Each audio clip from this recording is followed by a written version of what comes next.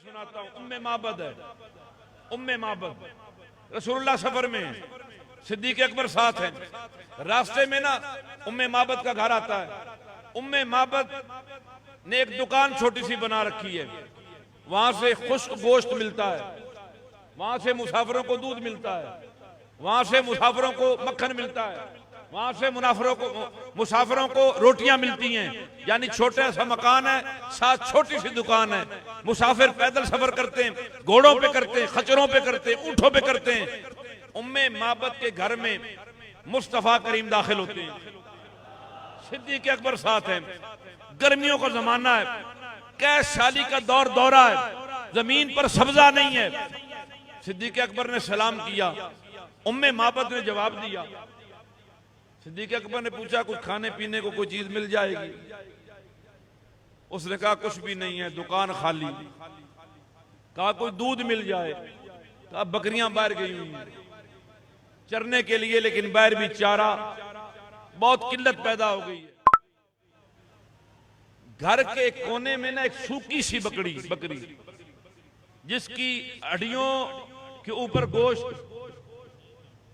नहीं था, यानी बिल्कुल नहीं, ना तवा लागर, एक कोने में सर झुका खड़ी है। रसूलुल्लाह ने पूछा वो बकरी? उसने ऐसे मुड़ के देखा, उसने कहा इस बकरी से क्या निकलेगा? आप देख नहीं रहे इसके ऊपर गोश्त नहीं है? वो नहीं जानती थी कौन है, वो तो मुसाफिर समझ रही थी।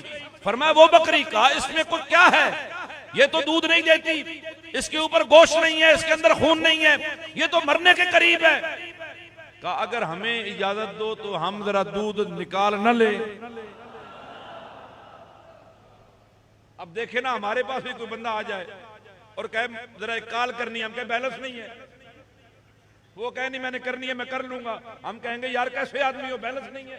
मोबाइल हमारा, हमें मालूम है इससे कॉल नहीं मिलेगी, मैसेज भी नहीं जाएगा, चूंकि बैलेंस नहीं है। बकरी उम्मे माबद की, पता है कि ये लागर नातवा नहीं, दूध न देने वाली सूखी बकरी है, और अजीब लोग हैं, कहते हैं हमें इजाजत दो तो हम दूध ना निकाल लें।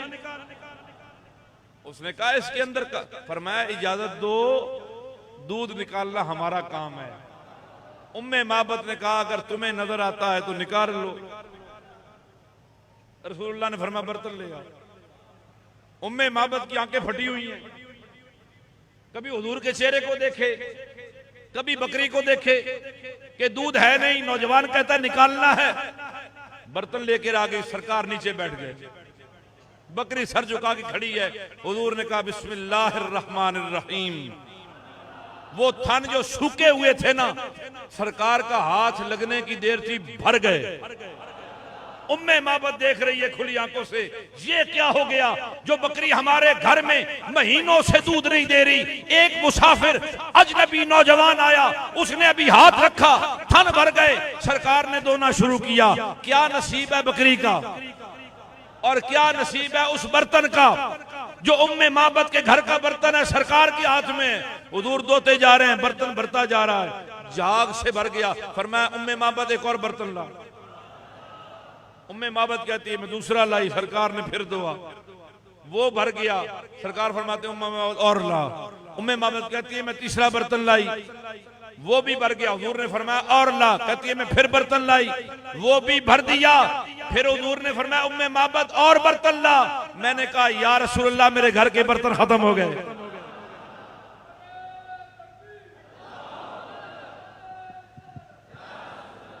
नारे तकबीर, नारे तकबीर, नारे रिसालत, नारे रिसालत, नारे रिसालत, ताजदारे खत्म नबुव्वत, ताजदारे खत्म नबुव्वत, ताजदारे खत्म नबुव्वत। हमारा नौजवान परेशान ना हो, पुराने जमानों में घरों में बर्तन थोड़े थोड़े होते थे, ये अभी डिशों का रवाज आ गया, अभी ये डिनर सेट आ गए, 12-12 36 प्लेटें होगी।